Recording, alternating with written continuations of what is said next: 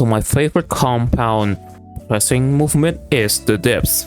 At the start of my workout, after a set of pull-ups, I do 2 sets of 115 kg bodyweight dips for 4 to 6 rep range till failure, because that's just how much reps that I can do at the moment for that current body weight, because dips for me are the heaviest pressing movement that I can do.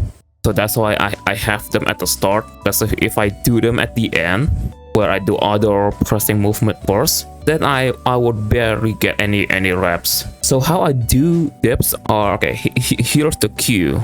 Once I get at the top of the dip position, my arms are fully extended, my shoulders are depressed. I look down to the point where my chin is pressed against my neck, and my core are engaged, and then I lower myself until below parallel, and then I press up.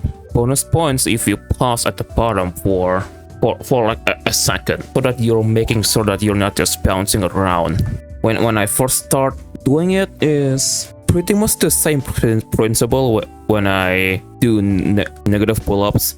I get into the dips position, and then I just lower myself down until below parallel, and then I just back off, and then get up again, and then just repeat that until I cannot even control myself down.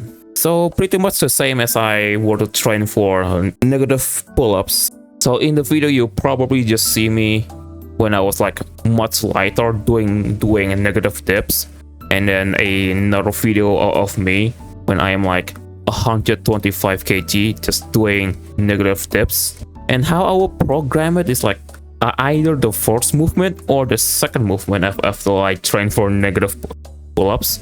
Just 2 sets of negative dips for 5 to 8 reps. When I was training for dips, it's not just negative dips that I did, and I also trained my back. Obviously, vertical and horizontal pulling lift, such as the pull-ups, obviously, and then a row, inverted row, cable row, chest supported table row, etc., etc. Having those develop will help you stabilize in the dip, making it much easier to do, because of course you have a developed back, and your back helps with stabilizing you during the dip. Now, should you even do dips?